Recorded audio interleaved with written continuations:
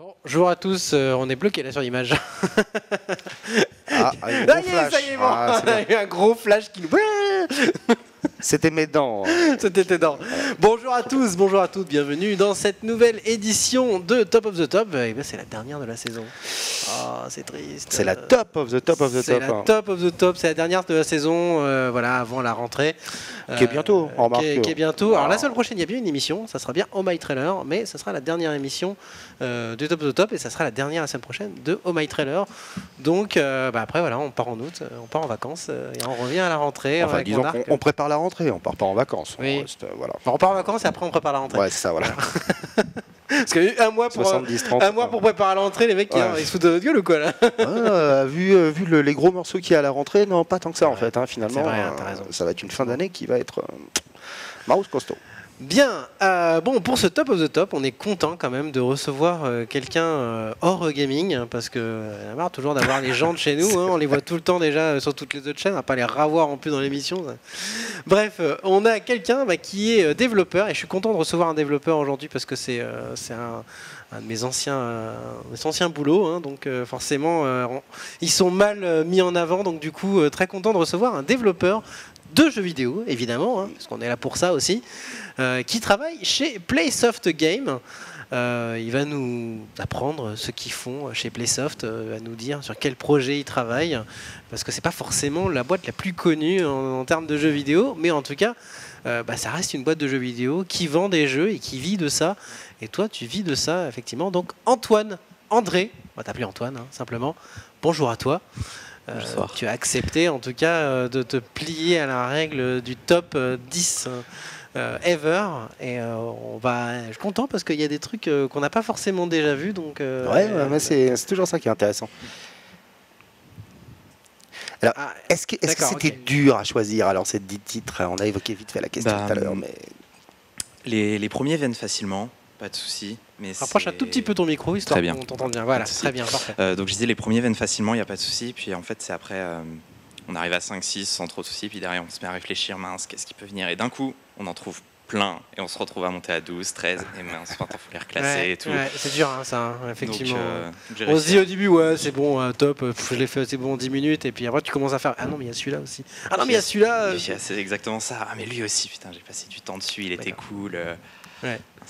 Et tu me disais en fait, quand on en avait discuté, tu m'as dit moi j'ai vu le top de Chips et en fait j'ai vu qu'il y a pas mal de choses qui s'y rapprochent. Oui, un petit peu. Et donc et effectivement quand tu m'as donné ton top, il y a beaucoup de choses qui se rapprochent. Ah oui, non mais du coup c'est intéressant parce que Chips, j'ai apprécié son top, hein. Il y avait des trucs très il était survolté son top. Il était très survolté, ouais. C'était quelqu'un, un gros joueur de jeux d'action bien bourrin. Il n'y a pas que ça évidemment dans ton top, mais il y a des choses donc très axé multi. Très axé multi, c'est vrai. C'est vrai. T'es un gros joueur de jeux en multijoueur. J'ai rarement fini les solos des jeux. C'est vrai. Ah, tiens. Bon. Tiens, ça me rappelle quelqu'un. Quoi? Non, moi. Ah, d'accord. Moi, je finis jamais mes jeux, donc tout à fait ça. Et pourtant, je suis pas un grand fan de jeux multi, hein, pourtant. Mais donc voilà. Juste, éventuellement, nous parler un petit peu de ton métier. Okay. Sans parler forcément de Playsoft, mais un petit peu nous parler de ton métier de développeur, sur quoi tu développes, quel type de langage de programmation sur lequel tu développes. Alors moi actuellement, dans la boîte où je bosse sur un logiciel qui s'appelle Unity, qui est un moteur de 3D. On s'en sert parce que c'est multiplateforme, donc vu qu'on fait que du mobile, ça marche pour tout ce qui est Windows Phone, Android, iPhone, tout ça, donc c'est vachement pratique. Moi je fais du C# après, principalement. Je fais du C# en fait. Après, au cours de ma formation, j'en ai appris plein d'autres, mais là, dans ma boîte actuellement, c'est de conserver ton micro sur la bouche parce que sinon, on t'entend vraiment pas. Donc, donc oui, moi actuellement, je fais donc que du C# et donc je bosse sur Unity. D'accord, du C#. Éventuellement, peut-être le nom d'un jeu sur lequel tu travailles aujourd'hui, dont tu peux parler. Oui, alors là, le dernier jeu qui est sorti s'appelle Cycling Star, qui est un jeu de cartes à collectionner sur le cyclisme. Ah d'accord, bah oui, forcément, Tour de France obligé. Exactement. Obligé, d'accord. Et donc du coup, le cyclisme, ça fonctionne bien en ce moment? Alors, ça se vend bien? Ça marche. Il n'y a pas une très grande cible, on va dire, parce que des gens qui suivent du cyclisme à l'année, il n'y en a pas énormément. Pendant le Tour, ça va. Après, on verra. Mais donc le cyclisme, là, on s'est attaqué à ce sujet-là parce qu'on a la licence Tour de France en fait. Ah, vous avez la licence pour mobile? C'est aussi nous qui faisons les jeux Tour de France mobile. Donc on s'est attaqué à ce modèle de jeu de cartes sur le sport et en l'occurrence sur le cyclisme. Donc c'est un jeu de cartes? Oui, c'est un jeu de cartes à collectionner. Ah, à jouer. Ça c'est intéressant. C'est pas un jeu où tu pédales. Hein, non, c'est un jeu de cartes. C'est un jeu de cartes à collectionner. Oui, où tu as les coureurs du coup du Tour de France. Exactement. En fait, tu montes une équipe avec 5 coureurs dedans et tu vas avoir sur chaque étape, tu vas avoir 5 défis qui vont être du sprint, du grimpeur, ce genre de trucs. Et donc tes cartes ont des stats. Et tu choisis quelle carte tu joues à chaque tour, sachant que tu peux jouer qu'une fois chaque carte. D'accord. T'as une carte contrôle dopage inopiné ou non, il n'y a pas? Les cartes sont certifiées non dopées. Ok. Licence Tour de France oblige, je vois que... Il y a même la langue de bois qui va avec. Hein. Exactement. On plaisante bien sûr. Et combien de temps il faut pour développer un jeu comme celui-là en fait? Alors nous on y est depuis 7-8 mois. Ah oui, c'est mis en novembre. Ouais. Et on est quand même vachement content du travail qu'on a réussi à fournir en 8 mois parce que par rapport à ce qu'on prévoyait au début, on a dû enlever plein de trucs parce que on avait vu...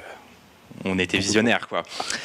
Mais donc on est plutôt content du résultat qu'on a obtenu. Et donc voilà, donc depuis novembre. Ok, très bien. Alors est-ce qu'au niveau de la vidéo c'est ok? J'ai juste... Alors 6 minutes. Bon, on aura le temps du coup de parler un petit peu d'autres... Alors du coup, est-ce que tu as fait d'autres jeux en dehors du Tour de France? Chez Playsoft, non. Et ailleurs ailleurs, pas sorti. Pas sorti. Je peux pas en parler. Ah mince. Encore un NDA, hein? Exactement. Enfin, c'est pas sorti, c'est encore dans les cartons. Il devrait faire un jeu qui s'appelle NDA un jour. Il faut penser au truc parce que c'est tellement emblématique du monde du jeu vidéo, le NDA. D'accord. Tu y as participé, t'as pas le droit d'en parler. Tu l'as vu, t'as pas le droit d'en parler. Tu y as joué, t'as pas le droit d'en parler. Du coup, dans ton CV, tu l'as de casse, t'as pas le droit de le dire. Tu peux pas mettre du tout dans ton CV. Voilà, j'ai fait tel jeu. Non, tant qu'il est pas sorti, je peux dire que dans mon CV, donc j'ai marqué que j'ai fait 6 mois sur Unity à travailler sur un jeu, mais j'ai pas le droit de, enfin, je peux nommer le jeu, mais il est pas sorti, donc de manière. Et tu peux envoyer un DLC à ton CV après, en fait, en disant une fois qu'il sera sorti, en disant ça y est, j'étais dessus, en fait. C'est ça, vous avez juste à cliquer, ce sera pas cher, et vous pourrez avoir le CV complet. Ah putain. C'est dingue ça. Le CV free to play. Le CV free to play. Attends, imagine. Exactement. T'es obligé de payer pour avoir le vrai contenu, quoi. Ouais, c'est dégueulasse, il a pas le droit d'en parler, alors que c'est peut-être des super gros trucs, enfin, j'en sais rien, c'est peut-être des gros. Voilà, c'est des grosses boîtes, c'est de l'expérience qui a de la valeur, quoi. Est-ce que tu peux au moins peut-être parler des boîtes dans lesquelles tu as travaillé? Alors, la boîte dans laquelle j'étais avant s'appelle Breakfirst. C'est une boîte lyonnaise qui fait de la détection de mouvement sur mobile. Ah oui, d'accord. Donc on a refait des jeux type Kinect, mais pour tablette et iPhone et Android, tout ça. Donc c'était assez drôle quand on bossait dessus dans le studio. On était comme des cons à se lever pour jouer pour tester le jeu devant notre webcam, à faire les mouvements droite gauche. Pour après pouvoir les retranscrire en fait sur du tactile. Hein. De quoi? Pour pouvoir les retranscrire sur du tactile après ou c'était Non, c'est vraiment caméra. Ah, c'est vraiment caméra, d'accord. On a développé une technologie de détection de mouvement via la caméra du... Putain, c'est marrant ça. Alors comment ça se joue en fait C'est comme Kinect. Donc tu poses ta tablette, tu t'éloignes d'1,50 m à peu près et ça... Du coup ça marche pas du tout pour téléphone ce genre de choses parce que... C'est plus pour tablette. Ah oui, parce que pour tu poses ton téléphone, tu mets 50 mètres, en fait, quoi, là l'objectif était de transformer le mobile en console, plus ou moins. Parce que oui, vu qu'on doit se mettre à 1,50 m du truc et tout, ça perd le côté portable. Même si après tu peux commencer ta partie à un endroit, mettre pause, déplacer ta tablette et continuer ta partie. Et ça n'a jamais marché? Non, c'est plus que en fait, le projet sur lequel j'ai bossé était le premier jeu dont on était... c'était nous-mêmes qui bossions dessus, pas une demande d'un client. Donc c'était tous les projets clients passaient au-dessus en fait à chaque fois, d'un point de vue ordre de priorité. Et donc c'est pour ça il est au fond de la pile et donc il remonte de temps en temps. Mais pour l'instant il est pas fini. Il est pas fini. D'accord. Voilà. D'accord. On verra quand il sortira. Ok, très bien. Écoute, merci en tout cas pour toutes ces anecdotes. Peut-être on aura le temps d'en discuter un peu avant la fin de l'émission, parler au moins de Playsoft et de montrer quelques images. En attendant, on lance le top 10 avec donc le numéro 10 que tu as choisi.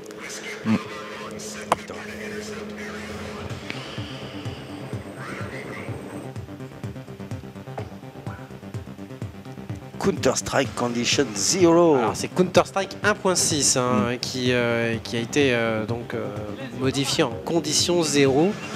C'est entre guillemets la version payante du mode de Counter-Strike. Donc tu as choisi, tu nous as pas dit que nous avons beaucoup de jeux multi, donc tu as mis Counter-Strike en numéro 10. Oui. Alors pourquoi ce choix de Counter-Strike et pourquoi l'avoir mis en tout cas parce que sur tous les jeux auxquels j'ai beaucoup joué, il arrivait qu'en 10e, on va dire. D'accord. Okay.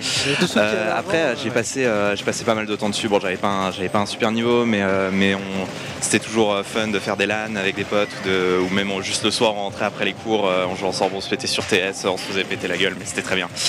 C'était bien drôle. Alors pourquoi la version 1.10 et pas celle de CSGO par exemple j'ai très peu joué à CSGO parce que j'ai changé de type de jeu.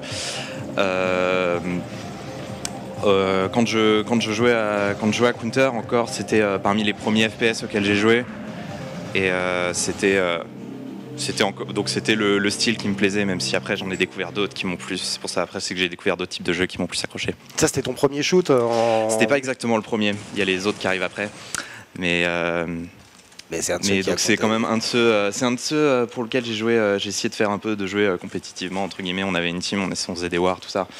C'est un des premiers jeux sur lesquels j'ai pu faire ça. Alors t'as ma préférée de Dust. On va pas se mentir, Dust 2. Comme quoi je l'ai bien, j'avais le nez. C'est la map. Les travers, tout ça. Ouais. Et t'avais une arme fétiche La Kalash, je pense. La Kalash, ouais. Et le pour côté flingue, pareil, le Deagle. C'était les trucs les plus joués. Après, je m'amusais bien avec le Glock en mode rafale ou ce genre de choses. D'accord. Ça empêchait la personne de bouger. Ça marchait bien. C'est vrai que c'était assez drôle. Alors là, 1.6 c'est très particulier par rapport aux autres versions. Je crois que c'est l'une des plus abouties. Et même quand Counter-Strike était sorti en mode payant, beaucoup de gens ont continué à jouer sur la version 1.6, notamment quand Source est sorti. Oui. Beaucoup de gens sont restés sur la 1.6. J'ai jamais joué à Source justement parce que moi à l'origine j'ai commencé avec Condition 0, donc j'avais 1.6 et Condition 0. J'ai fait le solo de Condition 0 et après je suis resté sur 1.6 pour jouer avec tout le monde. Beaucoup de gens sont restés effectivement sur 1.6 et n'ont pas voulu passer en Source. En dehors du fait que beaucoup de gens étaient habitués à la 1.6, tu sais pourquoi le Source je crois fonctionnait au niveau de la physique, au niveau... je sais qu'il y avait des différences d'un point de vue précision, réponse au clic ou ce genre de choses. Mais après, l'ayant pas testé moi-même, je sais pas, si j'ai déjà joué 2-3 fois dans des cyber, mais c'est vrai qu'à chaque fois je sentais qu'il y avait quelque chose de différent, mais je pouvais pas mettre le doigt dessus exactement.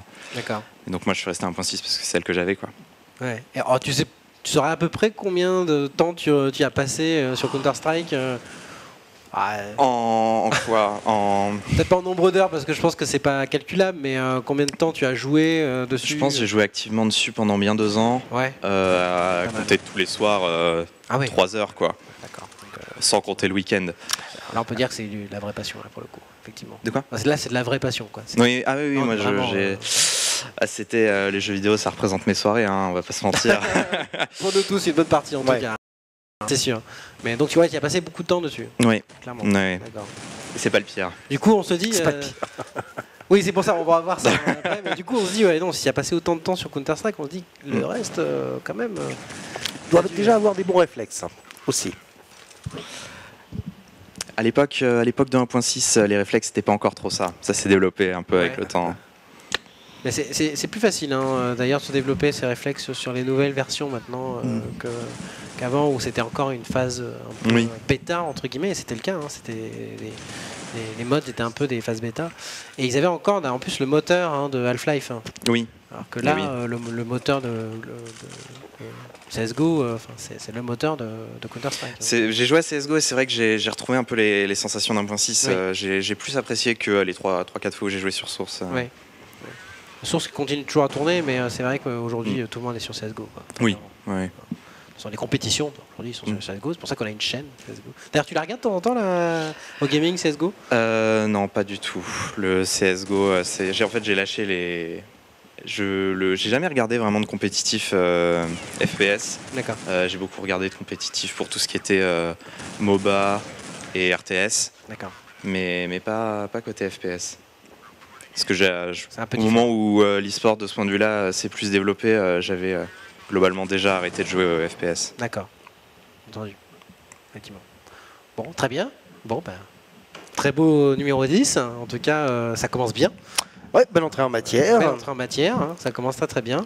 Bah écoute, on va passer tout de suite au numéro 9. Hein. Très bien. Allons-y.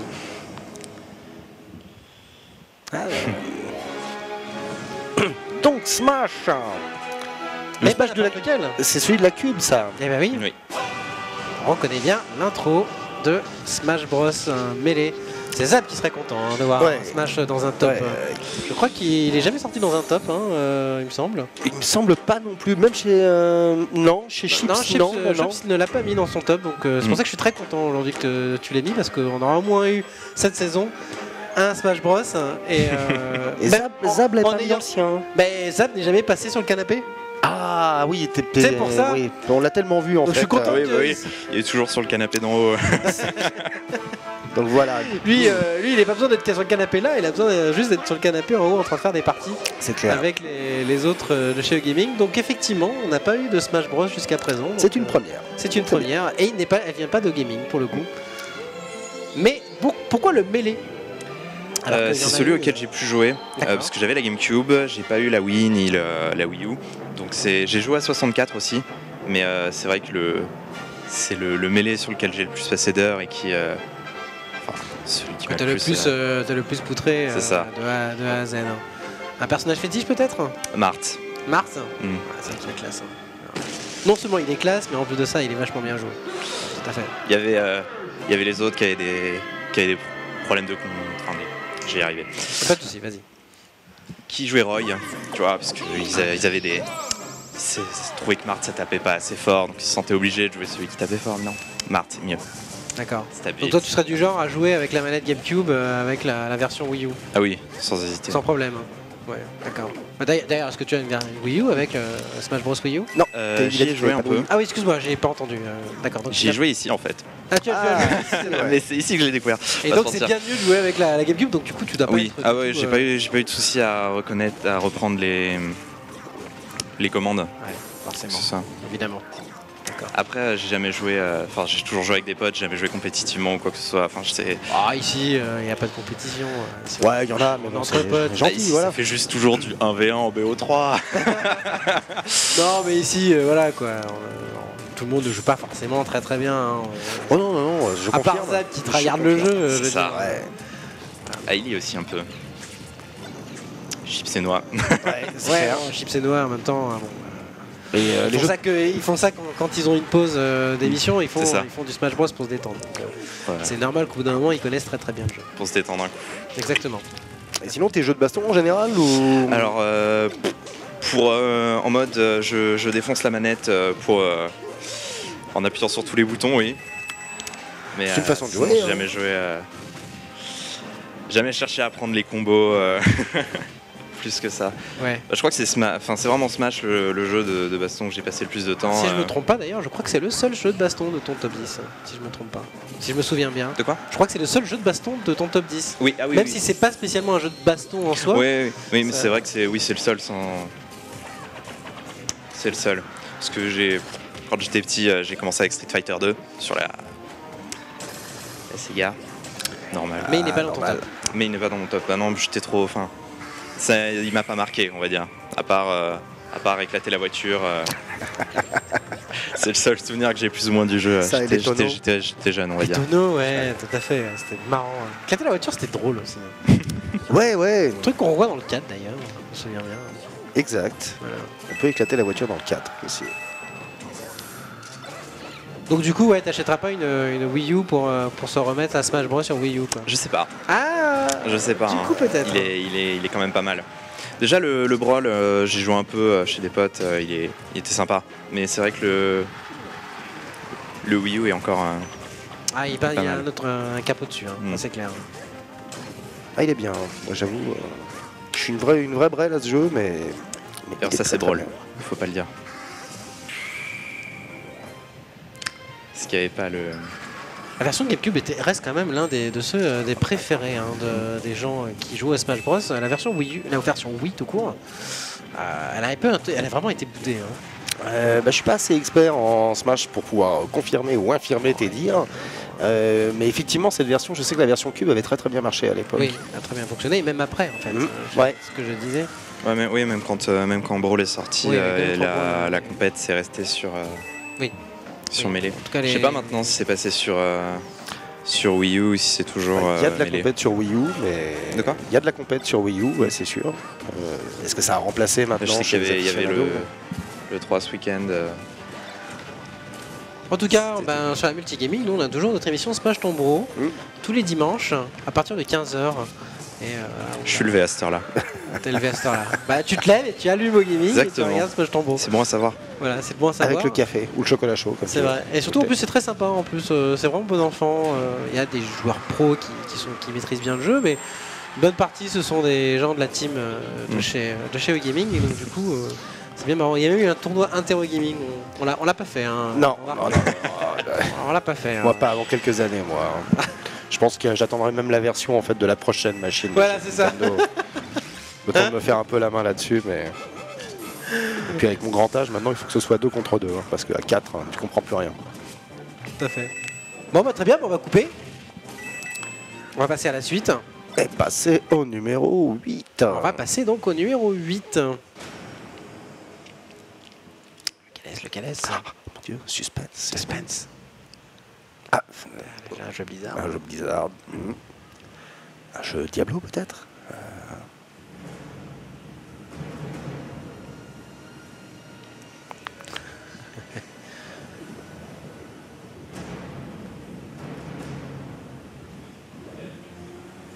Du coup, il y a que Mandar qui peut essayer de deviner. Ouais. C'est moi ma culture. Ah bah non, d'accord. Attention, c'est pas forcément celui que tu penses. Non, je crois que je me suis déjà fait une fois d'ailleurs en fait, donc je vais éviter. Oui, je m'étais déjà fait avoir la première fois. Donc je ne dis rien. Tu peux le dire, parce qu'il n'y a que toi qui peut deviner. Non, je vais dire une connerie. Ouais, Maëva elle sait, ouais. Maëva elle sait, évidemment. En tout cas, sur le chat, ils ont trouvé, bien sûr. Ouais. Absolument, l'a Ça a trouvé. trouvé relativement vite. Effectivement, c'est bien HOTS, Heroes of the Storm. Évidemment, la réunion de tous les héros Blizzard dans un seul MOBA. Donc du coup, c'est le MOBA de Blizzard. Ouais.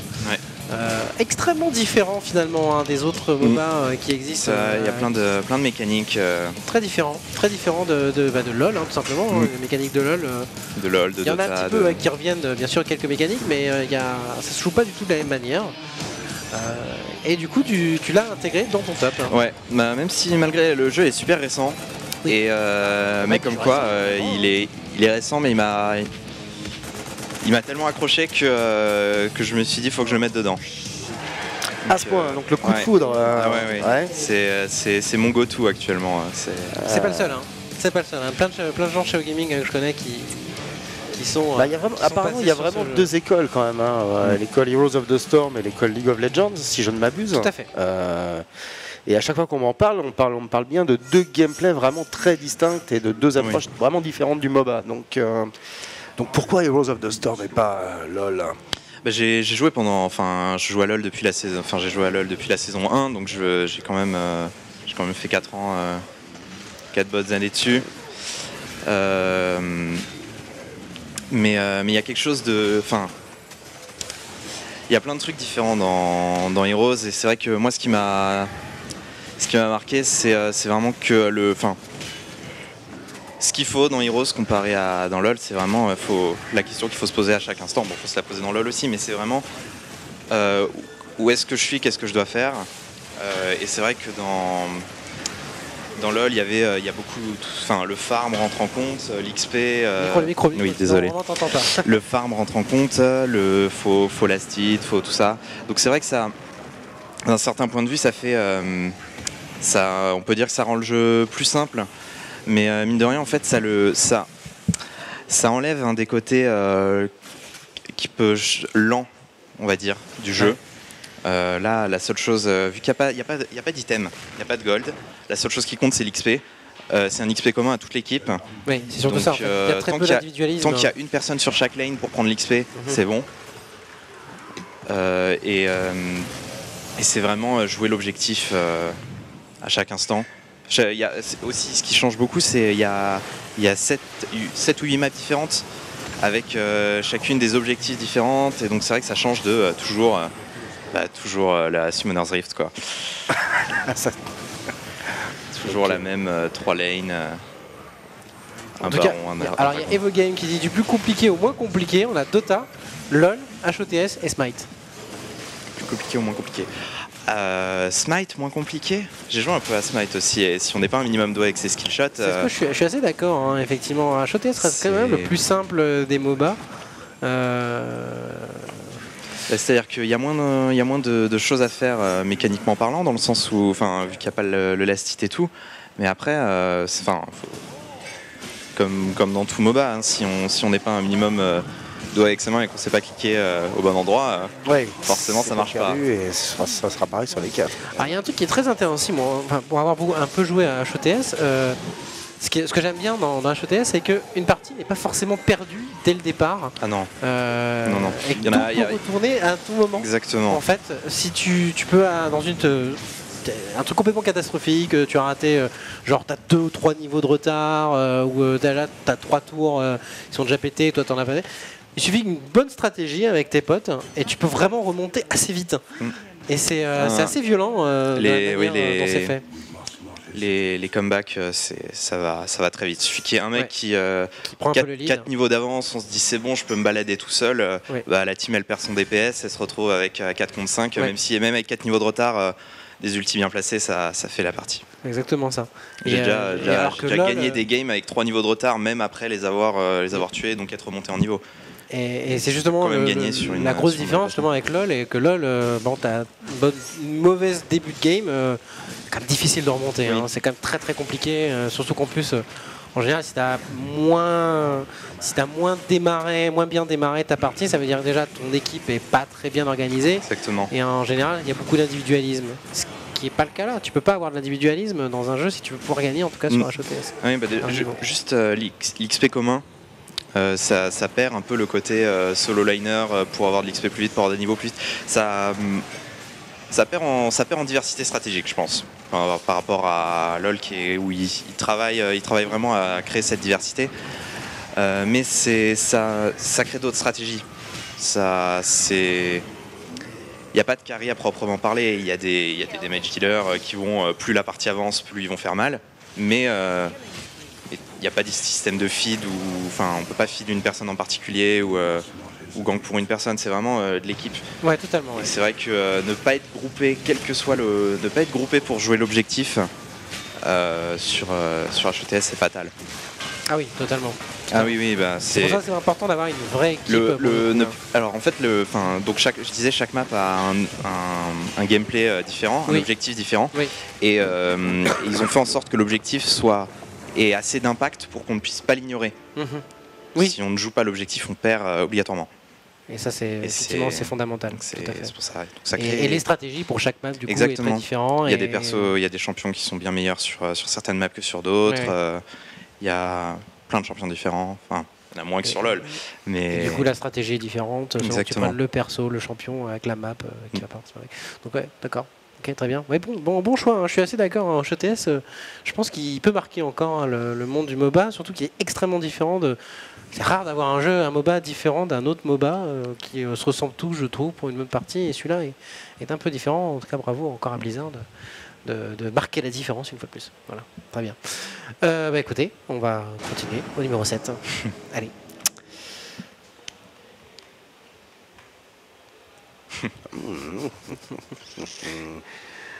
Très bon montage, hein, comme vous voyez. Riot Games. Forcément, là déjà, spoilé dès le départ. Oui, là on peut... On passe vraiment du coq à l'âne pour le coup. Non, pas du tout. Hein. On passe vraiment d'un MOBA à un autre. Puisque on a du LoL en 7ème position. Oui. Alors on se dit du coup que tu as mis LoL devant HOTS parce que LoL reste quand même pour toi l'un des meilleurs MOBA. C'est d'un point de vue temps investi, je dirais, parce que ça fait, j'y ai quand même joué activement pendant...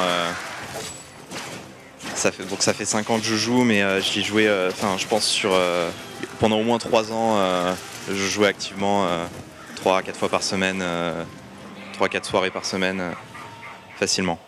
D'accord. Donc c'est vrai que tu continues encore à jouer aujourd'hui?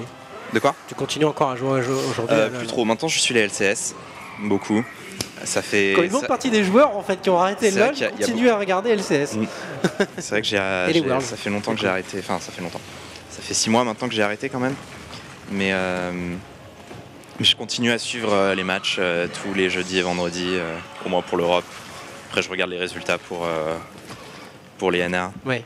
Enfin, je me tiens un peu au courant, je lis les patchs, tout ça, mais c'est vrai que je joue plus trop.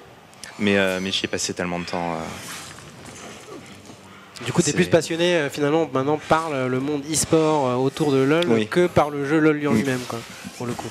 Exactement. D'accord. Parce que c'est vrai que je suis pas des mécaniques absolument à couper le souffle, donc c'est vrai que je profite plus de voir quelqu'un bien jouer que de jouer moi-même. Ce qui n'est pas le cas sur HOTS pour l'instant. J'apprécie encore, pour l'instant j'apprécie plus de jouer. Peut-être qu'effectivement ça va se modifier au cours du temps, mais pour l'instant Blizzard n'est pas dans l'optique de faire des gros tournois. Oui, il y en a un peu, mais c'est pas organisé par eux. Très très loin d'un Riot qui en fait effectivement un sport complètement dédié. Ah, ils ont investi tout là-dedans. Oui, bah oui, évidemment. Tout est dedans. Limite le jeu n'a presque pas changé depuis quelques années. Donc les gens, le Riot, c'est l'e-sport. Voilà. Exactement. Les plus grosses compétitions d'e-sport aujourd'hui, c'est League of Legends. Et les règles n'ont presque pas changé de LoL. Les champions sont presque toujours les mêmes. Il y a très peu de nouveaux champions pour histoire d'éviter des équilibres. Il y a des nouvelles générations de joueurs, mais c'est vrai que on voit quand même les mêmes têtes l'une sur l'autre. Après, les teams qui sortent de Challenger et qui arrivent à monter, c'est toujours intéressant à voir. Des teams qui partent de rien et qui arrivent quand même à montrer que même si ils jouent pas avec 15 de ping, ils arrivent quand même à innover, à sortir de nouvelles techniques, à cheese. Mais on a pas toujours. Toujours l'impression qu'un mec est imbattable parce que il est trop fort. Non, je dis. On se dit toujours une équipe ou un joueur est imbattable et pourtant on peut toujours se retrouver avec des surprises, avec des mecs qui sortent du lot et qui arrivent à aller encore plus loin. C'est ça qui est très très intéressant dans le jeu. Alors là j'ai mis l'intro parce que je la trouve vraiment très chouette, cette intro de LoL. On peut dire qu'il y a eu du budget. Il y a un peu de concurrence à Blizzard pour le coup. Si tu veux lutter contre Rome, faut te donner les moyens des Romains, quoi, mon gars. C'est vrai que c'est une des capacités de Blizzard, ça, juste avec une cinématique, juste avec un trailer ça hype tout le monde. Ils en ont pris exemple pour le coup. Mais LoL, il assure leur. Je l'avais jamais vu en plus cette intro, non? Ah, mais pourtant elle est chouette. Twist of Fate, je crois qu'elle s'appelle. Très très beau boulot.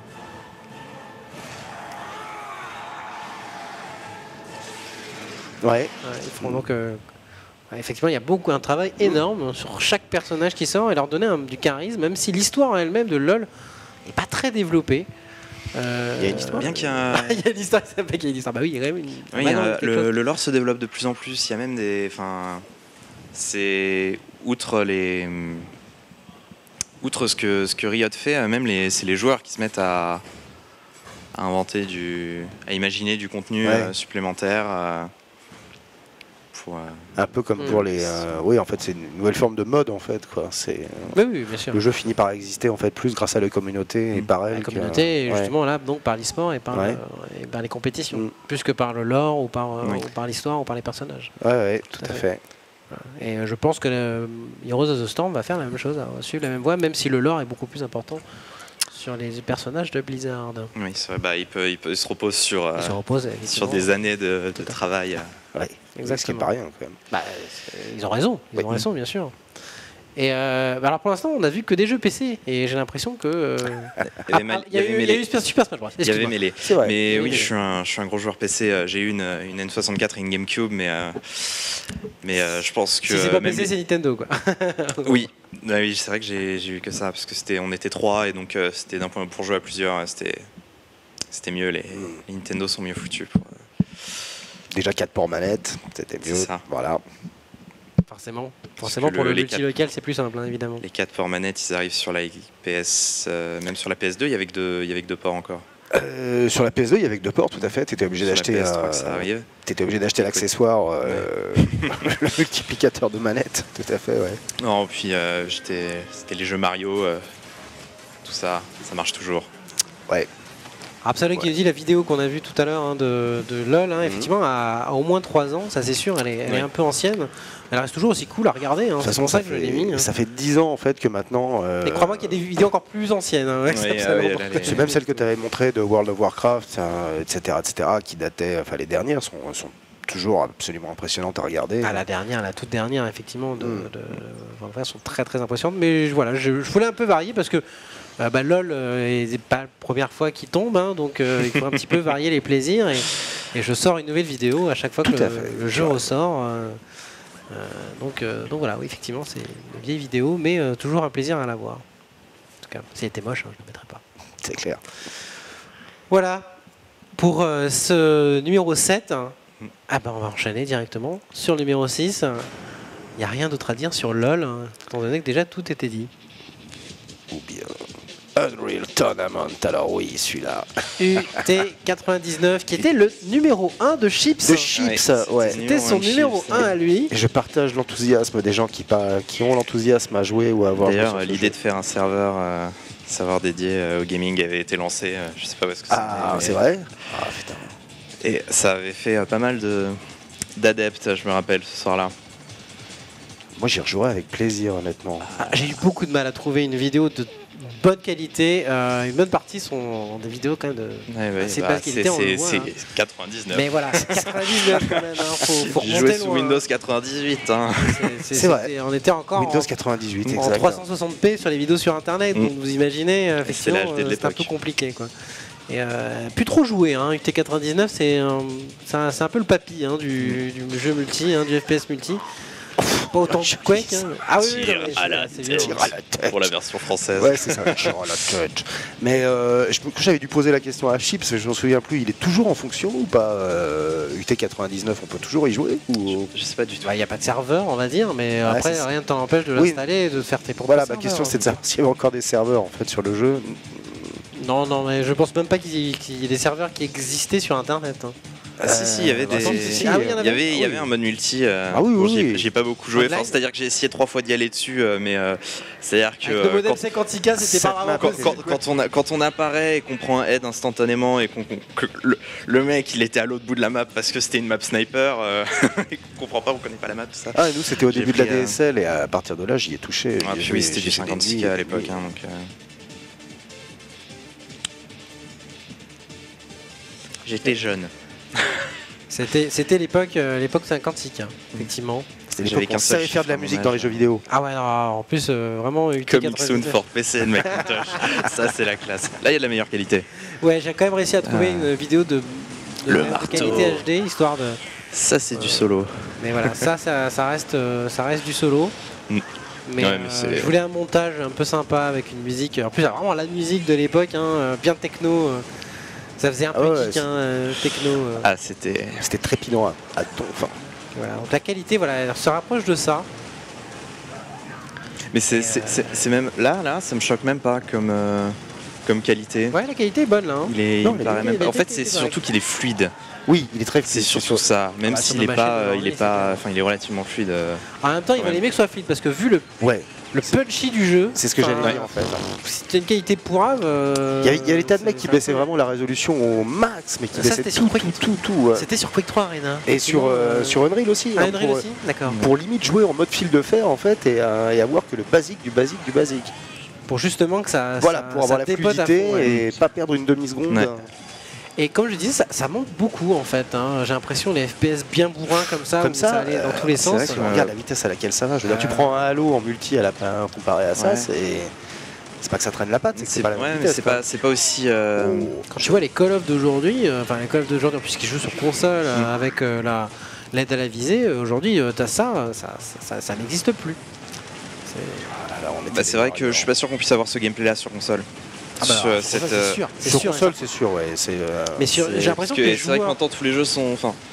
Je pense que la plupart des jeux maintenant sont développés pour console et adaptés au PC quoi. Pas forcément parce que les MOBA sont surtout des jeux PC. Oui, je voulais dire d'un point de vue FPS. Oui, d'un point de vue FPS, je crois que c'est assez juste.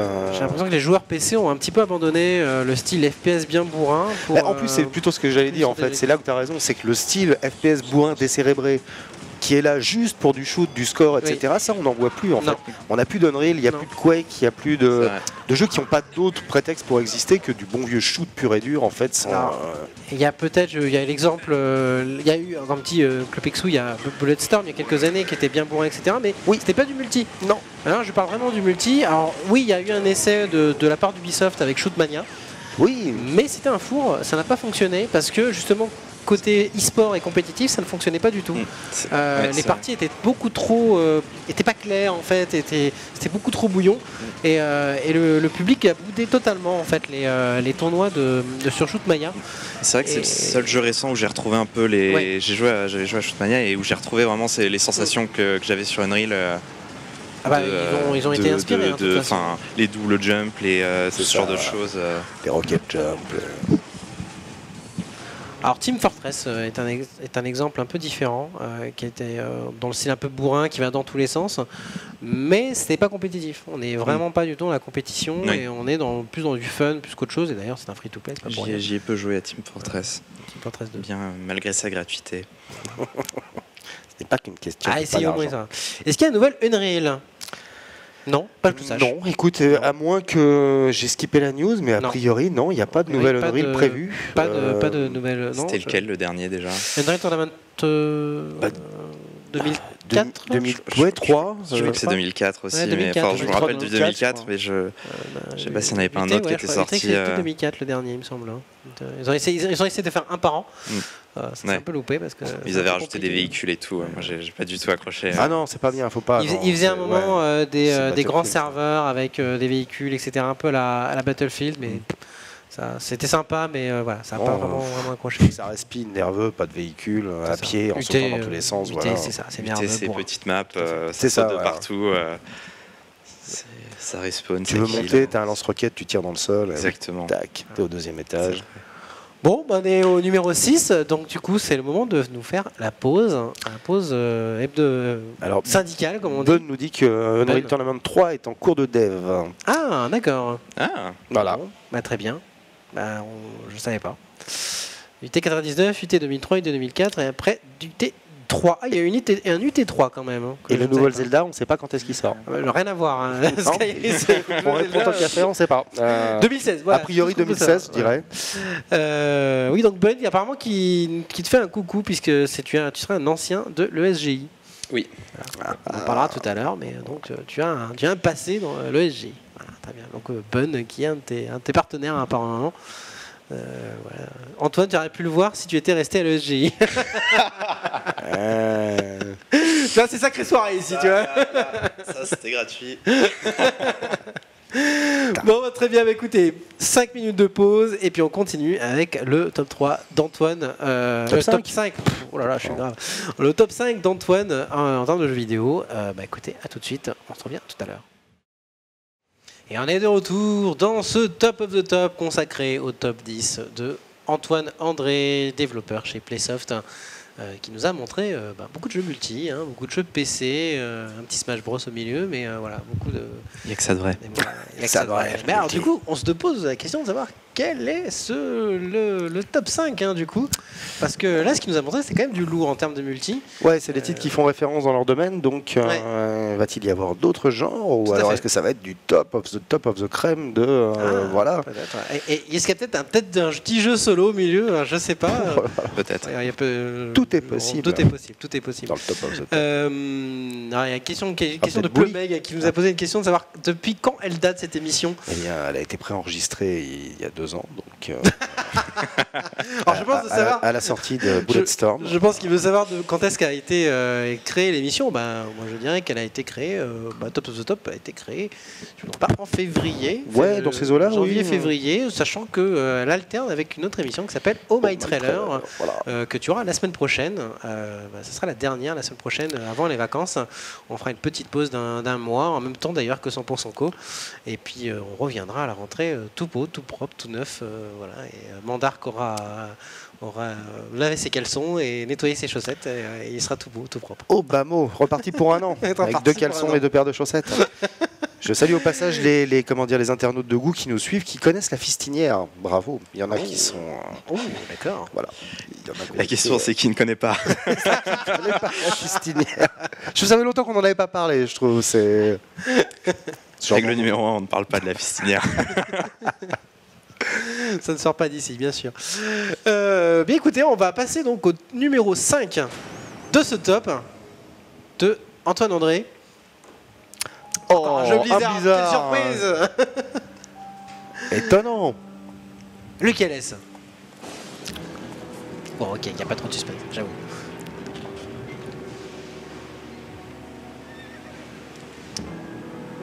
C'est Diablo. Ah, bien sûr, évidemment. Lequel est-ce d'autre? Évidemment. Avec la musique de Mark Coleman. Cette intro de Diablo 2. Remarquez, hein. Twisted nightmares that have haunted my every waking moment. There's something dark within me now. I can feel it, driving me towards the east, assuring me that my salvation lies within the ruins of ancient kingdoms. Though I know the way, I know not what perils will arise to hinder my journey. And as I pass through the first gate, I know that the better part of my soul will remain behind.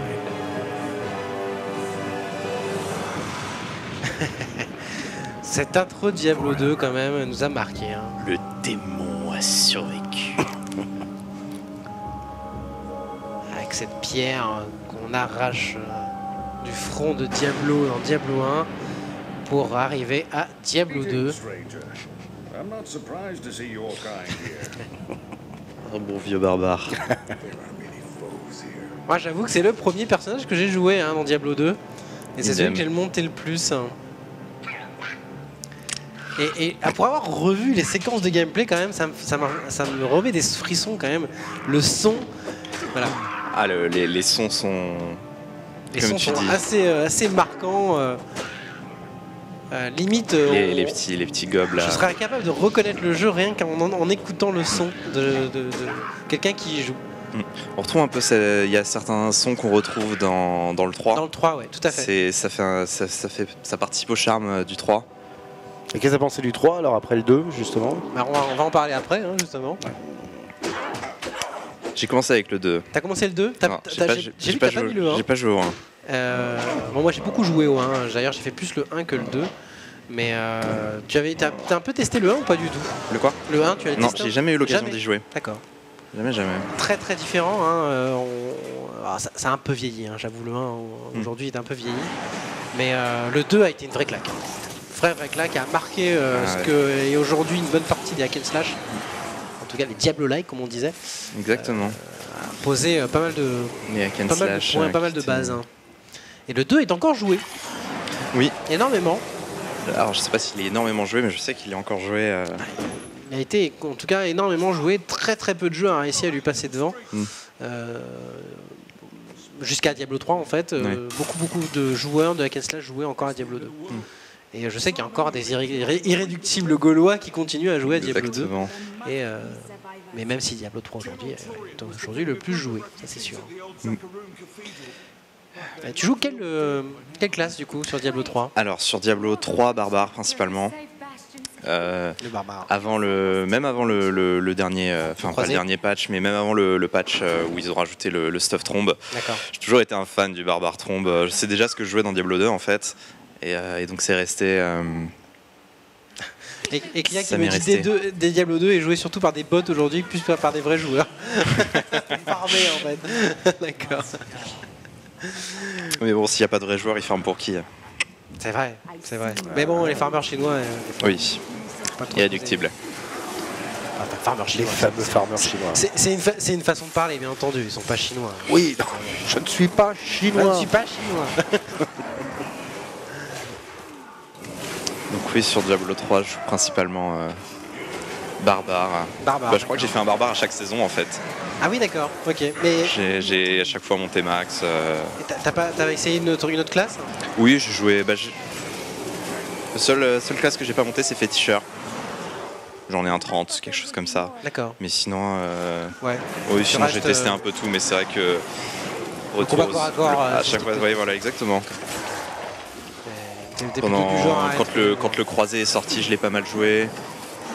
Sinon, j'aimais bien le DH. Gros manque de survie, mais ça, il y a plein de mobilité, donc ça compense. T'as aimé la dernière extension J'ai. Reaper of Soul. Reaper of Soul, oui, tu l'as beaucoup apprécié? Oui, elle est pas mal. En fait, mine de rien, elle a apporté plein de choses nouveaux et récemment j'ai rejoué à Diablo 3 sur console. Et il n'y avait pas l'extension dessus et j'étais vachement frustré en fait parce qu'ils ont rajouté plein de petits trucs qui n'y étaient pas là. Ah, du coup là, on t'a pas qui n'y était pas là, justement, oui. Désolé, j'ai tendance. Et donc oui, donc cette extension qui apporte beaucoup, enfin moi j'ai trouvé qu'elle apportait beaucoup au jeu et donc je l'aimais bien. C'est vrai que c'est une extension qui a été plutôt appréciée, surtout avec les dernières erreurs de Diablo 3, parce qu'ils ont enlevé l'HV, ils ont fait pas mal de choses qui ont été modifiées pour Reaper of Soul. Exactement. Et, du coup, le jeu est revenu dans le cœur de certains joueurs. Ne plus looter un arc avec de l'intelligence dessus ou une baguette avec de la force. Ça c'était un bon point. La base. Ça c'était un très bon point. Et du coup, il reste très punchy encore. Diablo 3 est très apprécié encore. J'y ai beaucoup joué sur PC. Oui. Et c'est vrai que donc récemment je l'ai essayé sur console et c'est vrai que ça change. Donc on était 4 dessus, donc c'est vrai que ça change, mais 4 sur le même écran. C'est d'un point de vue gameplay, ça change beaucoup de choses. Et c'est vrai que je trouvais que ça redonnait une vie au jeu. Ça m'a redonné envie d'y jouer, d'y avoir joué sur console. C'était bien. Là, j'attends la prochaine saison qui devrait commencer, je ne sais trop quand. Effectivement. Du coup, tu préfères sur PC ou sur console? C'est différent. J'ai pas la même réactivité sur console. Enfin, ce qui paraît normal. Bien sûr. Mais après, je pense que j'ai passé plus de temps sur PC, mais je pense que je me suis tout autant amusé sur console du fait d'être à 4 sur le même écran, d'empêcher les autres d'avancer en se mettant dans un coin. C'est plein de multi-local, c'est très drôle. Plein de trucs comme ça. Tout à fait. D'accord. Ils disent, Galianor nous dit, il y a l'extension aussi sur console, mais il n'y a pas toutes les mises à jour. Ce qui fait que sur PS3 et Xbox 360 c'est de la merde, mais non, on va pas dire que c'est de la merde, on va dire que c'est un peu différent. Tout à fait. Mais, après, la version PC reste quand même une version qui est le plus appréciée aujourd'hui par tous les joueurs de Diablo. Oui, c'est la version d'origine, on va dire. Et c'est la version d'origine, et c'est là-dessus sur laquelle ça a été développé beaucoup de temps avant d'avoir été sorti. Diablo 3, on se rappelle quand même. Diablo 2, j'ai joué à Diablo 2 avant 2000, en 2000 à peu près. Je crois qu'il est sorti en 99, quelque chose comme ça. Diablo 2 sûr, exactement. Oui, j'ai pas souvenir, mais effectivement. Et alors que Diablo 3, il a quoi? Il a 4 ans 3-4 ans je crois qu'il est presque 7 ans de dev. 3 ans, 3 ans. Oui, c'est ça. 7 ans de dev, un truc comme ça. C'était très très long de sortir. Puis beaucoup de temps avant de sortir Diablo 3. Nos amis de chez 100% Co qui sont là, qui viennent de passer. Bref, passons au numéro 4 de ton top, Antoine.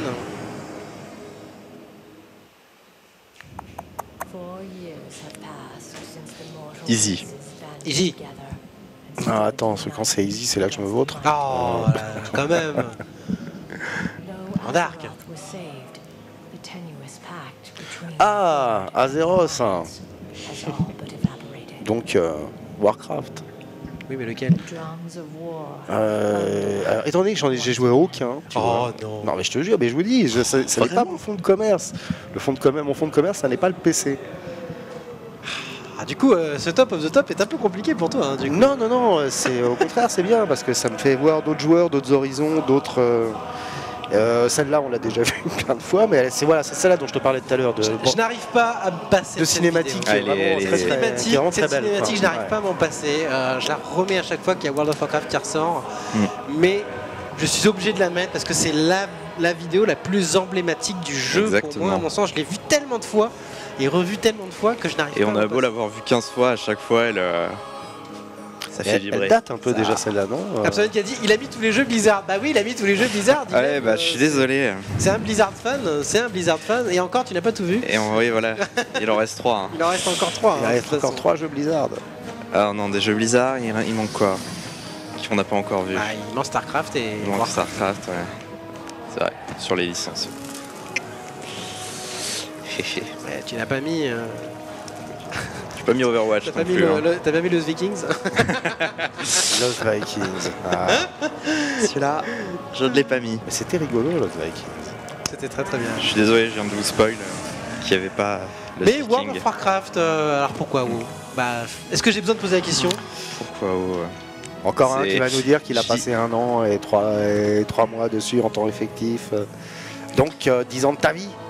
Bah, j'y ai joué que entre guillemets que 4 ans à peu près, parce que j'ai commencé à Burning Crusade et j'ai arrêté à Wrath of the Lich King, donc j'y ai pas joué pendant extrêmement longtemps, sur Ophi du moins, parce qu'après sur serveur privé j'ai fait du PVP à plus savoir qu'en faire et tu l'as beaucoup poutré. Et tu l'as beaucoup poutré, t'as fait des raids au niveau, oui. Un peu de PVE. Du PVP aussi? Beaucoup de PVP. Ouais. Surtout, je suis très joueur contre joueur. Hein, donc, il n'y a que ça qui me fait vibrer. D'accord. Tu es un gros joueur d'arène pour le coup. J'étais plus BG qu'arène parce qu'on était rarement que 2. Mais après, oui, l'arène aussi c'était cool. Mais c'est vrai que c'était surtout le PVP sauvage, soit les BG à 5, 6, 7. Alors, du coup, allez, la question: Horde ou Alliance? Je ne suis pas tranché. Ah, c'est vrai? Je ne suis absolument pas tranché sur la question. Ah, parce que j'ai beaucoup joué les deux. Ah d'accord, ok. J'ai beaucoup joué les deux. J'avais des classes, des races plus ou moins favorites. Genre un petit gnome guerrier, le truc qui passe sous tout le monde pour arracher des gueules, c'est pas mal. Les deux extrêmes, on va dire. Le gnome guerrier d'un côté et le tauren de l'autre. Et du coup, t'as une classe particulière que tu préfères ou t'es très reroll? Druide féral. D'accord.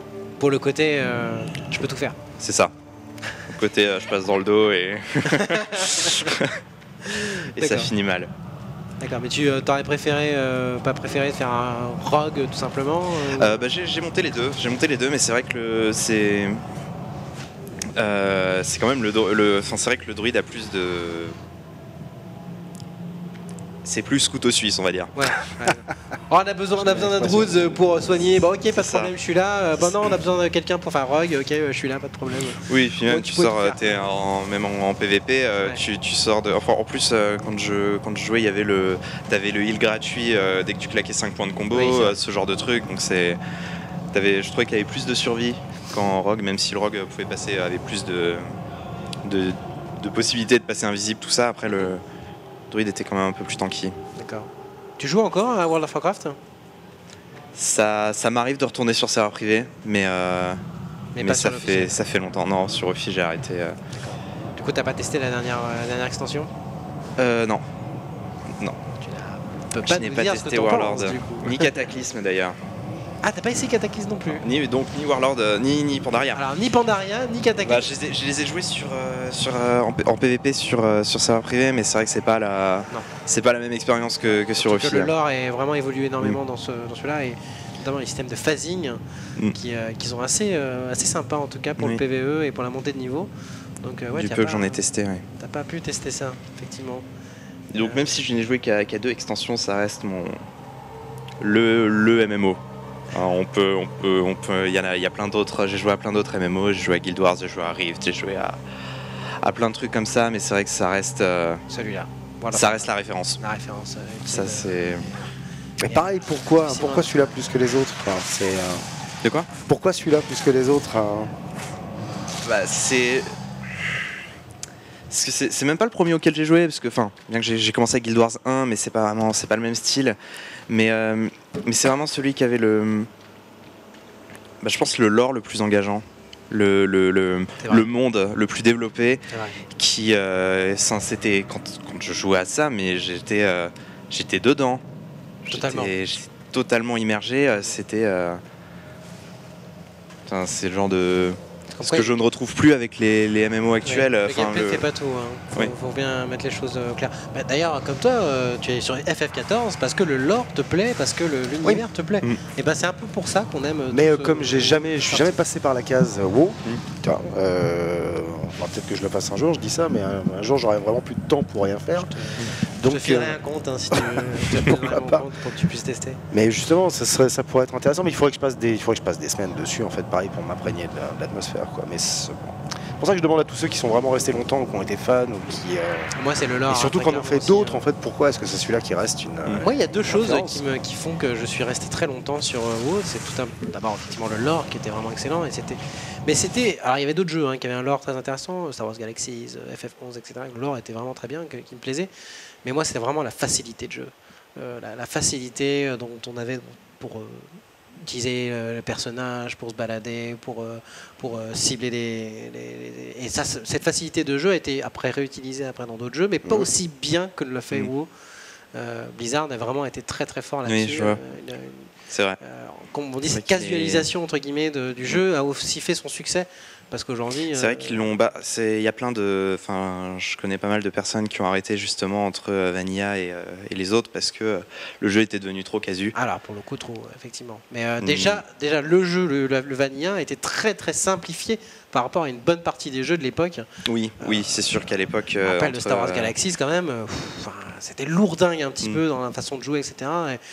Team Online, les Lineage ou autres où il fallait farmer 1500 mobs et la quête d'après c'est looter 2000 fois du mob que tu viens de farmer 1500 fois. Très coréen la façon dont c'était fait, c'était très lourd. Dark Age of Camelot, même FF11 était très lourd dans son MMO, donc ça a beaucoup simplifié les choses et ce qui a fait que on était addict.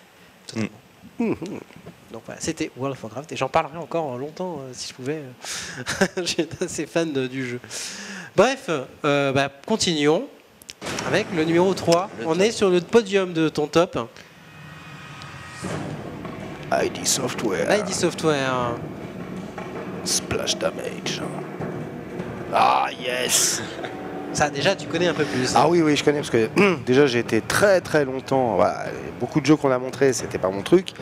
Mais j'ai passé des heures et des heures et des heures et des heures sur Return to Castle Wolfenstein, notamment sur le multi qui était vraiment d'enfer. Et des heures et des heures et des heures aussi sur Enemy Territory quand il est sorti, qui tenait, je sais pas s'il tient encore, il tenait jusqu'à... J'y joue encore avec mon beauf il y a 5 ans de ça, si je me gourre pas. J'ai joué il y a 2 ans. Ouais, c'est ça. Donc encore. Bon, il n'y avait plus beaucoup de serveurs, tout ça, mais c'était terrible parce que c'était free to play déjà, faut le préciser quand même. C'était intégralement free to play. Oui, c'est vrai. Territory était free to play, ouais. Tout à fait. Et comment dire, il y avait jusqu'à très longtemps, il y a eu une communauté en fait de mecs qui étaient vraiment à fond dedans et c'était un vrai régal de jouer quoi. Et les mécaniques du jeu sont excellentes. Je trouve. Il était fan. C'est vraiment, c'est un des enfin. Excellent, c'est J'y ai commencé, c'est vrai que les My Mind Spotted. Il y en a, les objectifs qui étaient fun, tout ça, mais juste les graphismes qui ont un côté, le bruit du couteau. C'est plein de détails comme ça qui, j'ai passé énormément de temps sur ce jeu et il était très fun. Donc je vois juste la possibilité de sauter pour aller plus vite, normal. Le fameux Medic. C'est ça. Medic. C'est effectivement le seul moyen de revivre. C'est ça. C'était fort, qui arrivait, qui mettait la picouse et qui repartait. L'air de rien. De classe, c'était vraiment génial ça. Moi je jouais Sniper. Tu jouais Sniper toi. D'accord. Toi tu jouais quoi Classe bâtard. Tout. D'accord. J'ai joué un peu tout, mais c'est vrai que j'avais une préférence pour le Rambo Medic. Le Rambo Medic et le Field Ops. Parce que vu que je tirais beaucoup, fallait que je me rende des munitions. Wonderbar. Et moi j'ai fait des duels de sniper sur ce jeu avec des gars, quoi. C'était bon, les gars, c'est au premier qui redresse la tête en fait. C'est ça. Et ça se jouait à la milliseconde. Ah mais oui, mais en plus là c'est pareil, il faut beaucoup de... Après des heures de jeu, le viseur monte quand on tire et instantanément on arrive à le rebaisser sans avoir à lâcher, arrêter de viser. C'est pas comme dans Counter où fallait switcher d'arme pour avoir la vision. Là c'était beaucoup plus rapide de rebaisser le viseur pour le remettre exactement là où on voulait que de switch. Hop. Le fameux médic. Hop. Ah là là. T'as le gars qui demande. Non, puis avec un système d'XP, de chaque classe. Enfin, c'est un modèle qu'on retrouve dans d'autres jeux de shoot, mais c'est vrai que celui-là, j'y ai passé des heures et il était fun. Il y avait des trick jump à faire, il y avait des. Ah, puis c'était nerveux, tu respawnais tout de suite. Oui. C'était excellent, quoi. Pas le temps de t'emmerder. Puis oui, c'est pas un jeu en tir des rafales. Hein.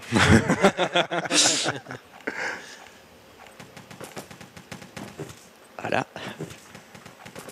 Ah là là là là.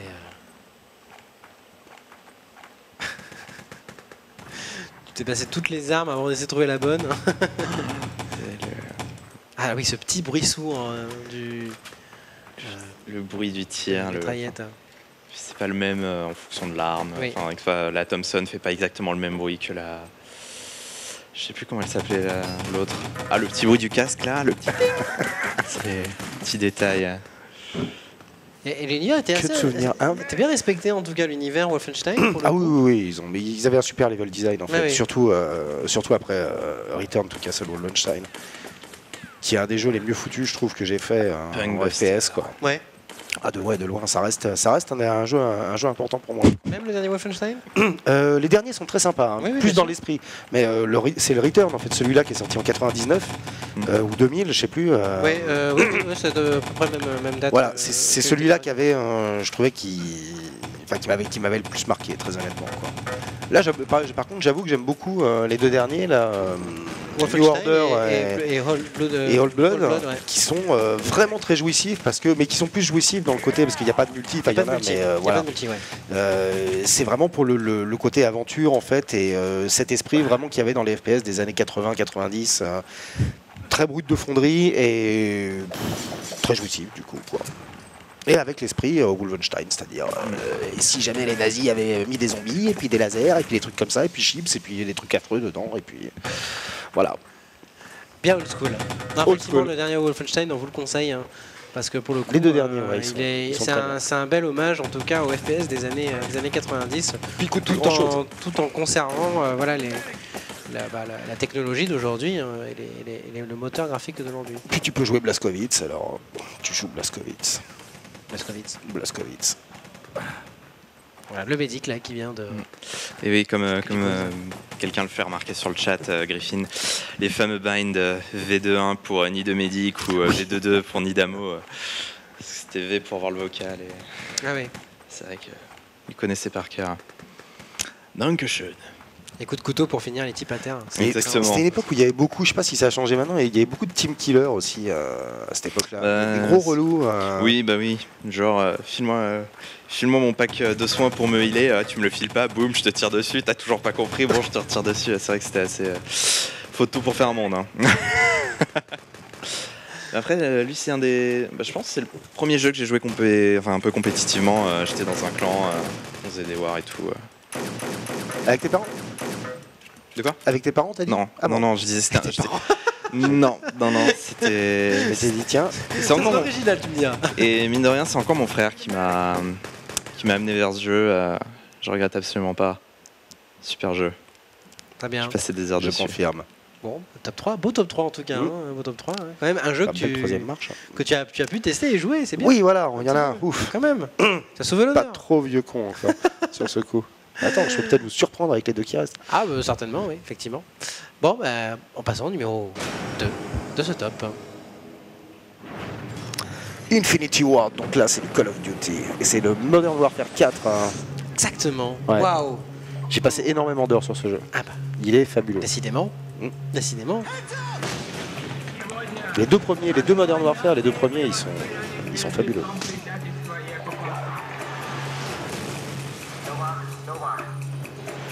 Et Kila qui nous dit si Antoine était à Lyon, il a dû connaître Setco et ET. Alors j'étais à Lyon que l'année dernière pendant 6 mois parce que j'étais en alternance là-bas. Donc je n'ai pas pu, je n'ai pas connu.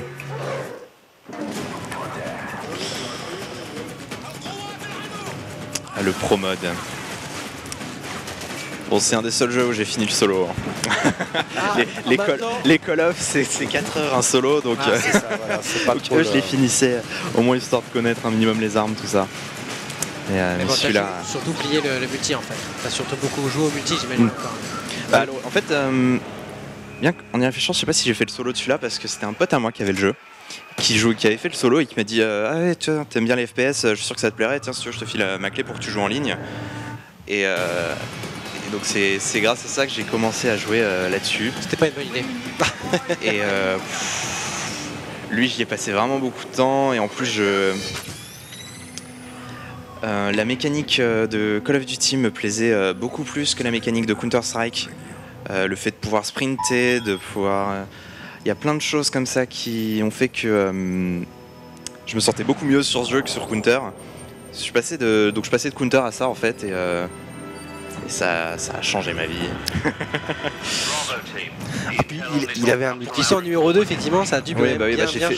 j'ai fait tous les Call of depuis, mais c'est vrai que ça reste le premier auquel j'ai joué. J'ai pas fait les Call of ni 1 ni 2 ni extension du 2 qui correspond au 3. Mais c'est vraiment lui avec le Pro Mode. Pareil, j'avais un clan, on a fait des wars et tout. Et même pendant une période, j'ai rejoint un clan qui était ils étaient classés premiers mondiaux en team deathmatch sur Clan Wars. Ils avaient fait un certain nombre de matchs, donc voilà, ils avaient fini par classer premiers. Et ils essayaient de monter une team de Research and Destroy. Et c'est drôle parce que les mecs c'était des brutes, c'était des killers nés, mais aucune notion de qu'est-ce qu'il fallait faire en recherche et destruction comparé du genre on est en défense, on a la bombe, il reste plus qu'un sniper, le mec il va chercher à le tuer plutôt que de se planquer, le laisser venir, ce genre de détails. Mais bon, c'est quand même... on a essayé, on n'a pas réussi, bon, pis. Et donc ouais, j'ai passé des heures et des heures sur ce jeu. C'est le cas aussi, hein, apparemment, tu vois sur le chat, Clupixou qui dit le meilleur des codes. Ouais. Beaucoup d'heures passées, une petite préférence pour les maps Backlot, Pipeline. Ouais. Et on va voir. J'avais beaucoup aimé le 2 aussi, moi, en multi, qui était, mais encore une fois, c'est déjà, les maps étaient super, très bon esprit, et encore une fois, il n'y avait pas autant de Kevin en fait qu'au bout d'un moment, et c'était beaucoup plus agréable. Je crois qu'il n'y avait pas vraiment encore un line très très poussé hein, sur le code 2. Sur le Modern Warfare 2. Hein, excuse-moi, je croyais que tu parlais de code 2. Ah non, oui, je parlais de Modern Warfare, c'est vrai que je disais Call of Duty 2. Donc parce que Call of Duty 4 Modern Warfare et Call of Duty Modern Warfare 2, voilà. Ça correspond au 6. Ils ont arrêté de compter exactement, à partir du aussi d'ailleurs. C'est World at War. Oui, World at 7, c'est Black Ops 1. C'est ça. Alors c'est on a eu Black Modern Ops Warfare 1, 3, Modern Warfare 3, Black Ops 2, Ghost, Exact, Advanced Ghost. Advanced Warfare, Advanced et puis Warfare. le prochain, Et Black Ops. bizarrement, j'ai jusqu'à parce que le dernier que j'ai fait c'est le 3. Jusqu'au 3, je les ai tous faits en fait, et même si j'ai passé moins de temps sur les campagnes multi, parce que je les trouvais moins attrayantes que dans les deux premiers Modern Warfare, les solos étaient toujours vachement sympas, quoi, j'ai trouvé. Toujours 4 à 6 heures, hein, bien sûr. Oui, c'est ça, il était rapide, mais il était fun. Mais regarde, pour l'époque, c'était super beau, faut pas oublier quand même que c'est sorti en quoi? C'est sorti en 2008, 2007 ou 2008, le premier Modern Warfare. J'ai pas entendu. Il est sorti en 2007 ou 2008, celui-là. Alors j'étais en première. Ouais, 2007, c'est à peu près. Et il est quand même, il reste très très joli. Oui, il reste très très beau. Hein. Franchement, il est raisonnablement très beau par rapport à... Je m'en souviens, moi j'y avais jamais touché avant. En plus, je me l'étais acheté. Je me souviens, j'étais trop content. J'avais enfin pu mettre la main sur un exemplaire. Tout le monde en parlait. Et cette mission-là, la première mission, elle te foutait dans le bain, elle te prenait au trip. C'était vraiment excellentissime. Ouais, quoi. Il y avait une bonne ambiance et le scénario était quand même vraiment sympa. Hein. Ils sont plutôt bien scénarisés. Ouais, ils sont bien scénarisés. Ouais. puis Bon, après, il y a un c'est problème très d'idéologie, Michael Bay, mais oui, c'était logique bien sûr. Après, c'est très Michael Bay, beaucoup d'explosions, et c'est ça qui faisait la grande force. Modern Warfare, c'est justement. C'était ce côté très cinématographique, très. Putain, c'est sympa quoi. Infinity Ward, Infinity Ward était quand même des. Voilà, et Infinity Ward, c'est quand même des gars qui savaient faire. Voilà, il y avait un vrai génie de level design, de rythme, de mécanique. Voilà, des mecs qui tiennent leurs produits vraiment comme il faut de A à Z, quoi. Et qui se sont fourvoyés depuis sur un jeu qui me semble. Attends, ils sont passés sur quoi Infinity Ward? L'équipe de Infinity Ward, maintenant Respawn, c'est Respawn Entertainment, ça. Et ils ont fait un certain Titanfall. C'est ça, c'est Titanfall. Et quelle déception quand on voit que Titanfall n'a pas un seul mode solo. Ouais. Et pourtant, on sait très bien qu'Infinity Ward, eux, ils sont très bons pour justement. Ils auraient un mode solo. Solo. Alors, ils ont dit que Titanfall 2 allait avoir un mode solo. Enfin, avoir une histoire, quelque chose qui nous permet de rentrer dans l'histoire. Et d'ailleurs, c'était le plus gros défaut de Titanfall. Si les gens n'ont pas acheté Titanfall, c'est parce que justement, il n'y avait pas de mode solo, ils ne pouvaient pas. Oui, c'est ça. Ils ne pouvaient pas, se faire un petit peu la main sur le jeu. Et donc, du coup, puis aborder l'univers. Ils veulent se rattraper sur le 2, Titanfall 2, avec une histoire, un personnage, un univers sur lequel on peut s'accrocher. Eh ben, c'est pas dommage. C'est pas dommage en tout cas. Mais c'est vrai que c'est très décevant. Moi, ça m'a vraiment beaucoup déçu le fait qu'il n'y ait pas de mode solo. Et c'est pour ça d'ailleurs, j'ai jamais joué à Titanfall, très clairement. Parce qu'il n'y a pas de mode solo. Oui, c'est vrai, moi je l'ai chez moi, j'ai jamais déballé du coup en fait. Non, c'est vrai, hein. On me l'a passé, je vais être franc. C'était un éditeur qui avait ça en rap dans ses cartons, mais. C'est effectivement pas Infinity Ward, parce qu'Infinity Ward existe encore. Oui, Infinity Ward, oui, c'est vrai. Infinity Ward existe toujours. C'est une autre équipe qui a pris l'équipe, voilà, l'équipe de base. Pas aussi talentueux que même si Modern Warfare 3 reste quand même. Oh, ils font du bon boulot quand même. Malgré tout. Moi j'avais Infinity Ward, il y avait Sledgehammer Studio qui était avec eux, mais sur Modern Warfare 3 ils avaient fait un très bon travail, j'avais trouvé vraiment. Et un jeu qui avait bien la gouache, qui tenait ses promesses. Tout à fait. Voilà. Exactement. Bon, très beau top 2. Hein. On l'avait jamais eu au Call of Duty Warfare. C'est un des jeux auxquels je jouais en 640 par 480 en résolution pour avoir plus de 100 FPS parce qu'il y avait des jumps qu'on pouvait faire que si on avait que plus de 100 FPS. Non. Si. Ah ouais, d'accord. Il y avait des murs qu'on pouvait sauter que si la machine tournait assez vite pour qu'on puisse sans spammer l'espace. Non, j'avais pas du tout. Moi non plus. Effectivement. D'accord. Tu nous apprends des choses. Hein. Donc je jouais avec une résolution totalement pourri, donc l'hélico c'était un genre de cube qui volait dans le ciel, mais au moins je voyais les gars comme il fallait et surtout je pouvais réagir rapidement. Ouais. D'accord. Et tu n'as pas joué sur console du tout? Non. Résultat, tu as un PC en fait qui coûte la peau du cul avec une carte graphique à 2000 boules et tu te fais étaler par le gars en fait qui tourne en résolution minime. À l'époque, mon PC c'était des restes du PC de mon frère et du PC de mon père, donc c'était pas une machine de guerre. 3 de scotch qui faisaient tenir deux trucs ensemble. Par là, de toute façon, c'est que plus tard que j'ai eu ma première tour, juste à moi, que j'avais faite. Ma tour. On l'a eu, on a fait toute notre petite tour PC. Ouais. Voilà, exactement. Moi aussi, ma première c'était de l'émotion. Ah bah oui, moi aussi. Bah, effectivement, j'étais jeune en plus. Voilà, bon, on arrive au numéro 1. Et je pense qu'on va pas être déçus. Oh, un jeu Blizzard. Tiens donc. Oh, surprenant. Un jeu Blizzard. Ça peut être ratant. On a déjà décimé par le menu tout ce que il reste en fait, il en reste que non. Ce sera pas Starcraft, c'est pas le style.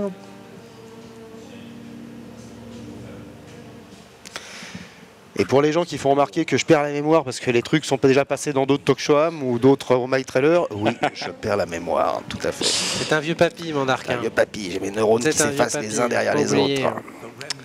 Soyez gentils avec lui. Bah, ils ont déjà trouvé, sur le chat, bien sûr, vous avez déjà trouvé. Warcraft 3. Bah oui, Warcraft 3, la fameuse scène cinématique d'intro de Warcraft 3, que j'aime beaucoup également. Alors Warcraft 3 lui date de... je vais pas me tromper, mais je crois qu'il date... je sais pas tendre avec Warcraft 2 parce que Warcraft 2 est sorti en 98 si je me trompe pas. Je vais revérifier les dates.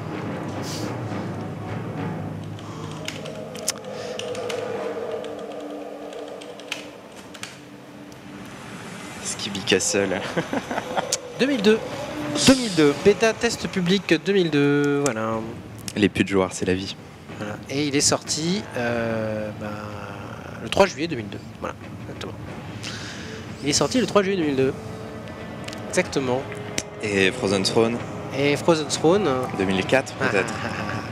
Frozen Throne, il est marqué le 1er juillet 2003. Un an après. Un an, tout pile. Un an après. 1er juillet 2003. Qui changeait beaucoup de choses d'ailleurs, Frozen Throne. Hein. Qui changeait pas mal de choses. On joue Arthas. Hein. Le fameux Arthas qui était devenu le roi Lich. Le roi Lich.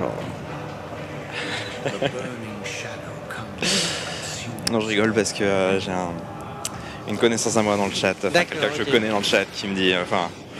on faisait des Skibby Castle et des putes joueurs en cours. Et donc qui me dit... je fais toujours un Skibby par semaine pour garder la forme. Et donc, il faut pas oublier que Warcraft, et c'est ça, donc justement ce que tu voulais annoncer, c'est que tu as joué à Warcraft normal, oui. Donc beaucoup au jeu STR, mais du coup, c'est aussi le jeu qui a lancé Dota. Exactement. Qui est le premier de tous les MOBA qui était à la base au départ un simple mode pour Warcraft. Merci l'éditeur de niveau, comme disait sur le chat Gallianor. Merci l'éditeur de cartes parce que ce mode, en tout cas le MOBA de Dota, ça a donné une simple carte de... en fait. Faite par un inconnu Faite pas par un inconnu, mais disons qu'elle a été faite par un groupe, je crois que c'était 3 il me semble, qui ont créé ce mode qui n'était en fait simplement une simple carte, la voici, qui était donc Dota, Defense of the Ancients, et qui a lancé toute cette vague d'e-sport. C'est fou, comme quoi ça tient à rien, quoi. Et pour la petite histoire, Dota, donc les 3 créateurs, il y a le créateur de Dota, qui est un mec, je ne sais plus du tout son nom, désolé de ne pas le connaître, qui a tout simplement revendu ses droits qui travaille maintenant chez Valve, qui a fait donc Dota 2, qui a eu droit de récupérer le nom Dota. Ah ouais. Voilà, qui n'appartient plus à Blizzard, parce que Blizzard a essayé de récupérer le nom, mais c'est le créateur donc, du coup du mode qui a récupéré et qui fait Dota 2 chez Valve. Mais ils ont essayé quand même de le récupérer. Je me disais tiens, ils lui ont laissé, c'est super sympa. Non, ils ont essayé, il y a eu un procès. Ils avaient sorti leur Blizzard Dota sur Starcraft 2. Quand Starcraft 2 est sorti, de recréer l'engouement. Et une bonne partie de la team, alors la team s'est divisée en deux, la team Dota divisée en deux, un qui est parti sur un Heroes of the Netherverse, j'arrive plus à le dire mais voilà, qui a donc créé Heroes of the Netherverse qui a disparu aujourd'hui, je crois qu'il n'existe plus ce jeu, et une autre partie de la team qui a fondé une petite boîte qui s'appelle Riot et qui a créé League of Legends. Exactement. Voilà. Donc une bonne partie de la team sont ceux qui travaillent aujourd'hui sur League of Legends et qui a le succès qu'on connaît aujourd'hui. Pour l'histoire. Donc le premier des MOBA n'est pas le fruit d'un hasard, puisque aujourd'hui une bonne partie de la team travaille et sont mondialement connus. Tout ça à partir d'un petit mode Warcraft. C'est fou, c'est fou, c'est fou. C'est comme ça que s'écrit la belle histoire du jeu vidéo. Zortom me dit il existe encore Heroes Still Alive. Désolé Zortom, c'est vrai que je ne savais pas qu'il existait encore. Mais en tout cas, plus pour beaucoup de monde, parce que je crois que pas beaucoup de gens jouent encore à Heroes. Je ne sais pas s'il y a de la compète dessus. Peut-être. Et je ne crois pas qu'il y ait beaucoup de compète. Nous confirmer l'info, mais. Je pense pas, ça a quand même moins marché. Ça a bien marché quand c'est sorti. Parce que ça a très bien marché. D'ailleurs, on se posait la question de savoir entre LoL. Ça reprenait exactement les graphismes, les personnages de Dota, 100%, avec quelques ajouts. Moi, j'y ai pas mal joué quand il est sorti, parce que c'est vrai que c'était la même chose avec de meilleurs graphismes, quelques nouveaux champions, tout ça. Oui. C'est vrai que c'était pas mal. Mais c'est vrai que très vite, je suis retourné sur Dota normal, puis après il y a eu Dota 2, et puis il y a eu LoL, et donc là c'était fini. Et donc, est-ce que tu as beaucoup joué à Dota 2 du coup J'ai un peu joué à Dota 2, oui. Enfin, pas énormément, j'y ai pas mal joué quand même, mais pas trop. Pas bon. Il est sympa aussi, indéniablement. Enfin, on retrouve bien l'esprit Dota, le deny, la jungle, les pools, ce genre de choses. Chose qu'on n'a pas dans LoL. Non. Du coup. Effectivement. Mais il est plus dur. Oui, je pense déjà les parties sont beaucoup plus longues. Oui. Enfin, beaucoup plus longues, je sais pas. Mais pour moi, je sais que quand je faisais une partie de Dota, il fallait que je prévoie au moins 1 heure minimum. Alors que minimum, je disais. Oui. Plutôt. Alors que sur LoL, je prévois 1 heure en comptant les drafts et tout. Si je dois si je fais de la ranked. Et sur HOTS, je prévois pas plus d'une demi-heure parce que je sais que ce sera torché plus vite que ça. C'est une des forces du jeu. Une force du jeu, effectivement, c'est que c'est des parties très très courtes. C'est ce qu'on m'a dit. Une demi-heure, et du coup, tu peux les enchaîner très vite, comme t'as arrêté. Voilà. Donc c'est vraiment très très sympa.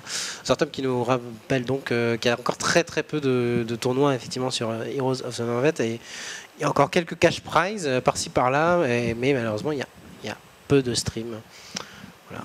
Vous êtes bon en jeu. Bah, on essaie, hein. Kylian 60, on essaie d'être bon. On essaie en tout cas de connaître une bonne partie des jeux, et en tout cas on connaissait une bonne partie des jeux que nous a fourni beaucoup de jeux multi, hein, que nous a fourni Antoine.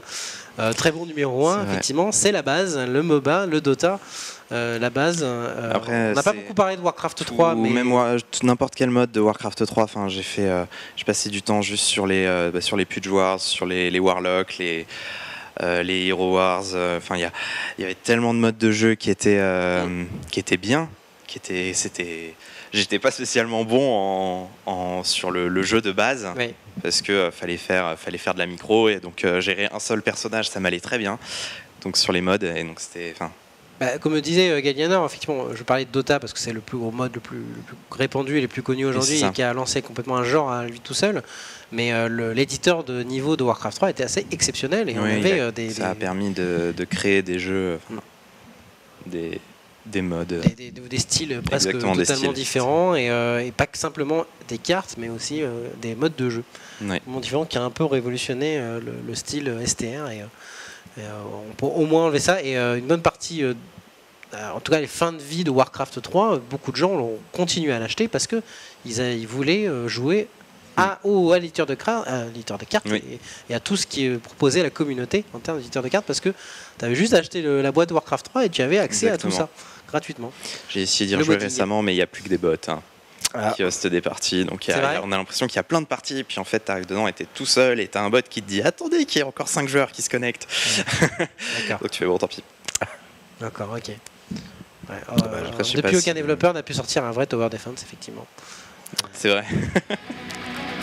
Donc, on passe donc à la vidéo. Alors ça, c'est la vidéo d'un jeu Playsoft qui s'appelle Blade Lords. Blade Lords, voilà, je ne pouvais pas me gourer sur le nom, mais Blade Lords.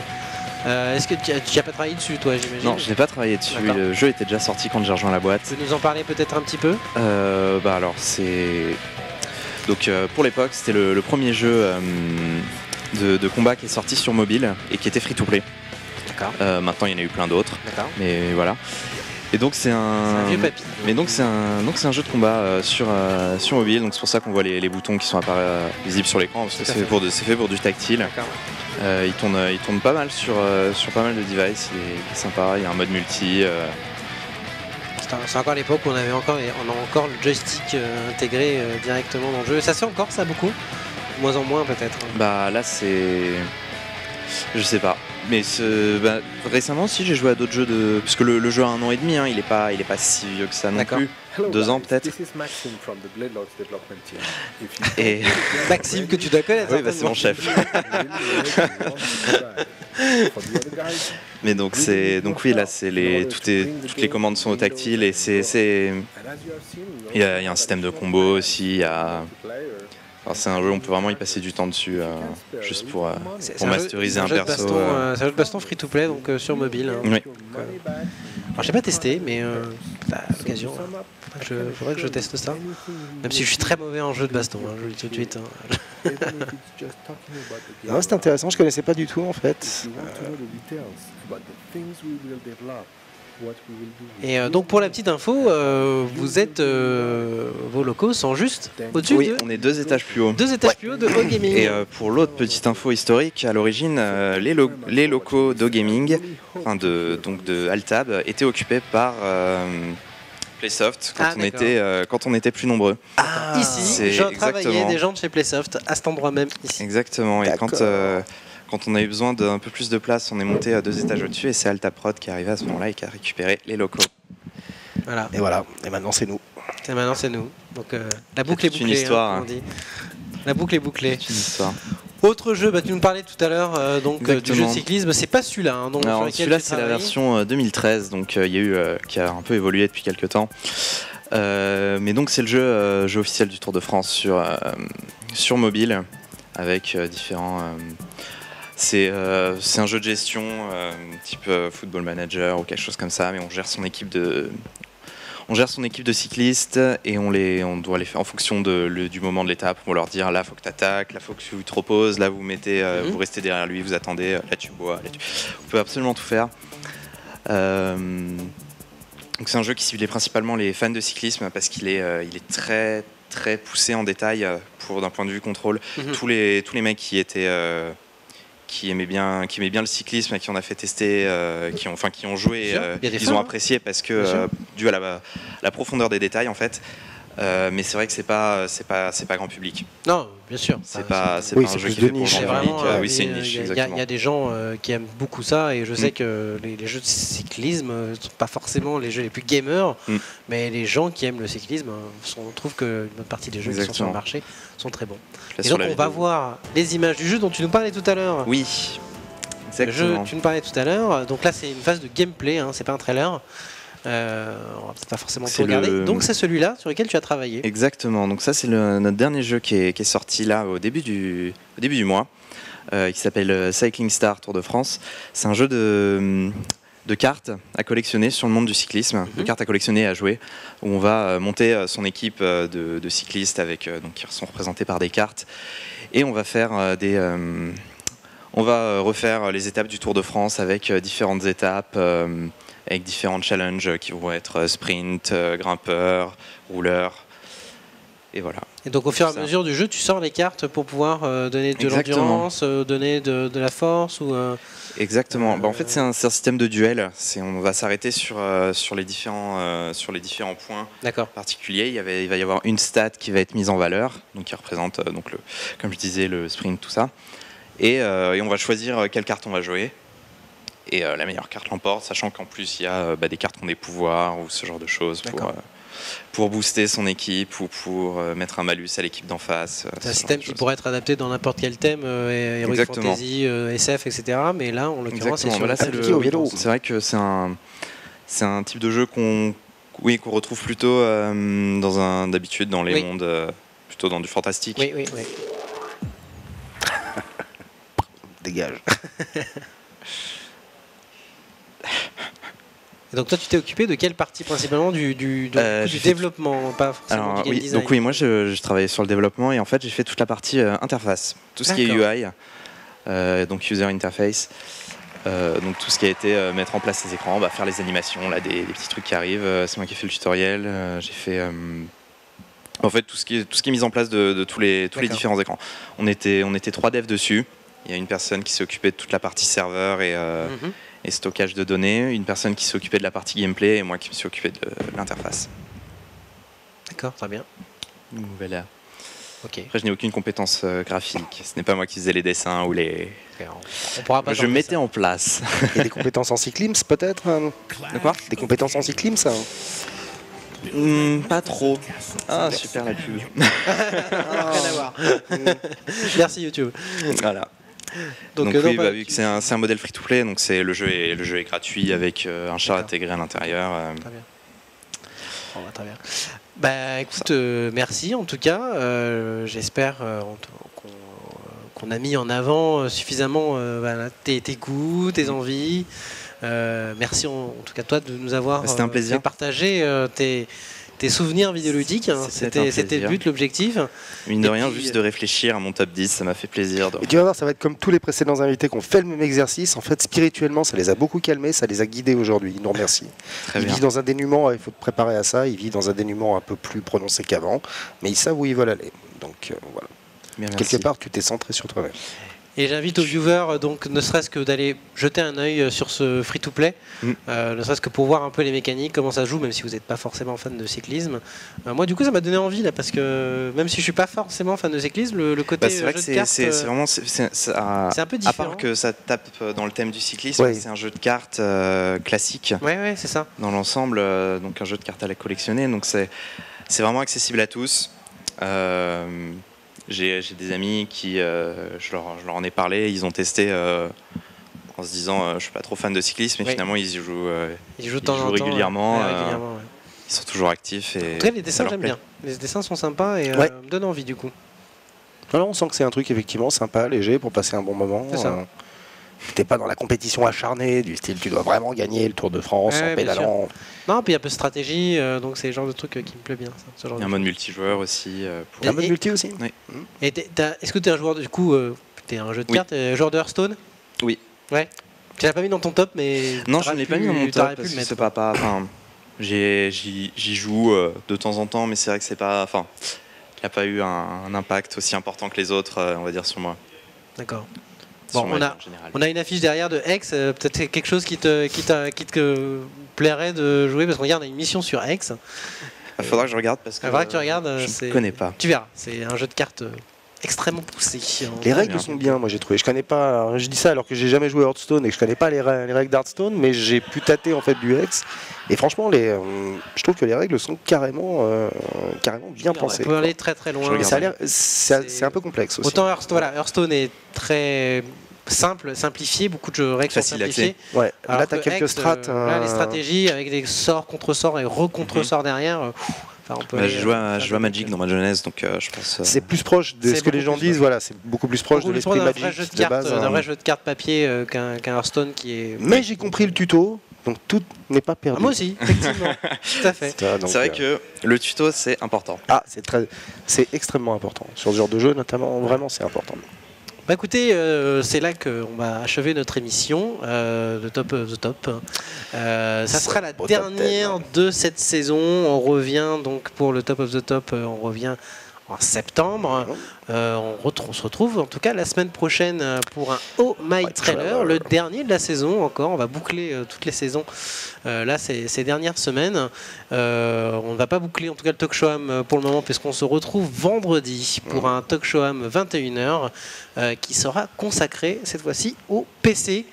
On va se poser la question de savoir pourquoi le PC est aussi un gros papy, mais aussi qui arrive à tenir aussi bien face à la console. Quels sont les avantages qui font que le PC est un si grand PC Master Race. PC Master Race.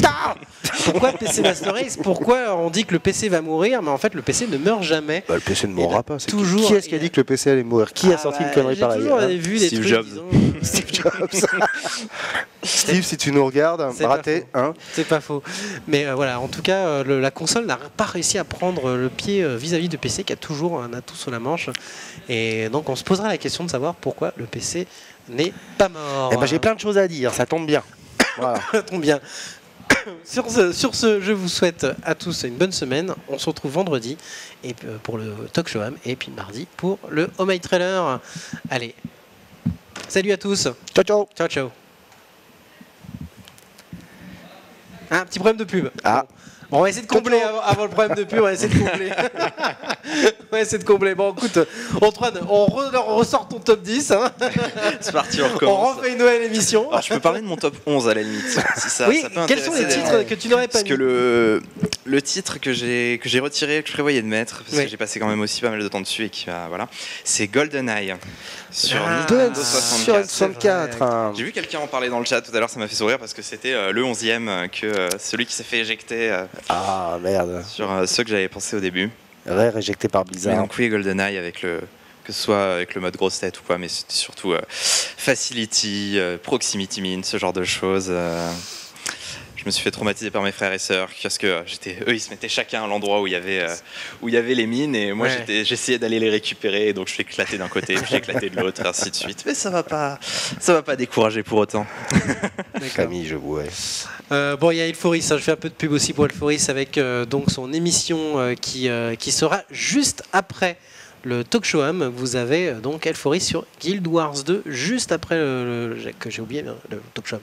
Le Top of the Top. Voilà. Je commence à fatiguer la émission. Trop d'émissions. Juste après donc le Top of the Top, ne quittez pas puisque vous avez Elforis qui fait donc du Guild Wars juste après.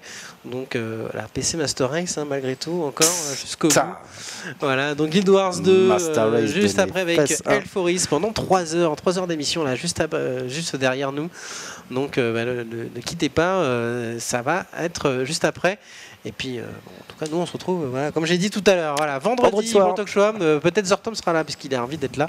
Il n'y a pas de souci, il est le bienvenu. Il est chaud, nous dit-il. Il est chaud, il est chaud. Alors, écoutez, cette fois-ci, c'est bon. La pub va arriver. Restez avec nous, puisque Elforis, c'est juste derrière. Et H8.